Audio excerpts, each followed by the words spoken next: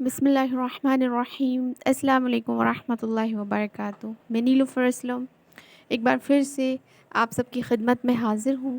آج میں یہ عرض کرنا چاہتی ہوں آپ سے کہ اس سے پہلے جو میں نے ویڈیو بنائی تھی رشتوں کے وظیفے کے لیے، اس میں نے بولا تھا کہ جو میں نے وظیفہ کیا تھا وہ قبول ہو گیا۔ تو آپ لوگ یہ مت سمجھیے گا کہ میں اپنے آپ کو مستجاب الدعوات کہہ رہی ہوں کہ میری ساری دعائیں قبول ہو جاتی ہیں، ایسا نہیں ہے۔ میں بھی ایک گناہ گار، سیاہ کار، بدکار، اسیاں شعار بندی ہوں۔ آپ لوگوں کی طرح جیسے کہ گناہ کرتے ہیں عام بندے، ویسے میں بھی گناہ کرتی ہوں۔ بس اللہ تبارک تعالیٰ اپنی بارگاہ میں قبول فرما لے جو بھی ہم نیک عمل کرتے ہیں۔ تو ایسا نہیں ہے کہ میں بہت زیادہ نیک پرہیزگار ہوں، میں بھی گناہ گار ہی ہوں۔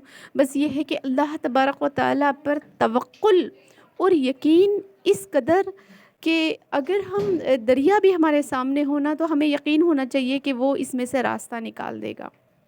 آپ کو پتہ ہے جب زلیخا نے حضرت یونس علیہ السلام پر الزام لگایا تھا اور آپ کو بری نیت سے جب زلیخا نے حضرت یوسف علیہ السلام کو پکڑنا چاہا جب بری نیت سے، تو حضرت یوسف علیہ السلام جو تھے وہ محل کی طرف بھاگ پڑے، محل کی دروازوں کی طرف۔ اور حالانکہ آپ جانتے تھے کہ محل کے تمام دروازے بند ہیں، لیکن وہ پھر بھی بھاگ پڑے، کیونکہ وہ یہ بھی جانتے تھے کہ ان بند دروازوں کو کھولنا ان کا رب بہت اچھی طرح جانتا ہے۔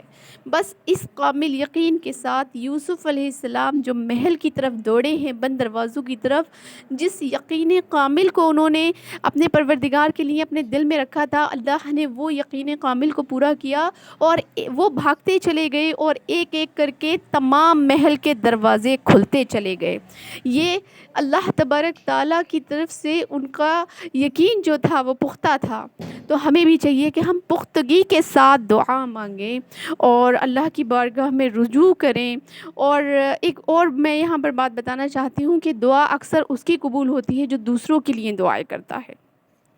تو ہمارے ساتھ یہ معاملہ ہے کہ ہم اجتماعات میں، جلسوں میں یا کسی دینی محفل میں جاتے ہیں تو دوسروں کے لیے دعائیں کرتے ہیں، اور نماز بھی اگر پڑھتے ہیں تو اللہ تبارک تعالیٰ کی بارگاہ میں دعائیں کرتے ہیں، مولا جو قرض دار ہیں ان کے قرضے اتار دے، جو بے روزگار ہیں حلال روزگار عطا فرما، بیماروں کو شفا عطا فرما، اور جن کی بچیاں رشتوں کے انتظاروں میں انہیں نیک رشتے عطا فرما، جو نشے کے عادی ہیں ان کی جانیں چھڑا دے، جو جیلوں میں قید ہیں بے قصور انہیں رہائیاں عطا فرما۔ تو اس طرح سے جب ہم دعائیں کرتے ہیں تو اللہ تبارک تعالیٰ ہماری دعائیں نہ جانے کس کس کے حق میں قبول فرماتا ہے، اور اس کا وعدہ ہے، وہ فرماتا ہے کہ جب میرا کوئی بندہ اپنے کسی مسلمان بھائی کے لیے دعا کرتا ہے تو میں اس کے پیچھے 2 فرشتے مقرر فرما دیتا ہوں جو اس کے لیے آمین کہتے ہیں، اور میں اس کے لیے وہی کرتا ہوں جو وہ دوسروں کے لیے مانگتا ہے۔ تو ہمیں بھی چاہیے کہ ہم لوگوں کے لیے دعائیں کیا کریں، تو انشاءاللہ ہماری دعائیں بھی قبول ہوں گی انشاءاللہ عز و جل۔ بس اتنا ہی کہنا چاہتی ہوں، مجھے دعاؤں میں یاد رکھیں کہ اللہ تبارک تعالیٰ ایمان کی سلامتی کے ساتھ اس دنیا سے مجھے، میرے والدین کو، احباب رشتہ داروں کو رخصتی عطا فرمائے۔ آمین بجاہ النبی الامین۔ السلام علیکم ورحمۃ اللہ وبرکاتہ۔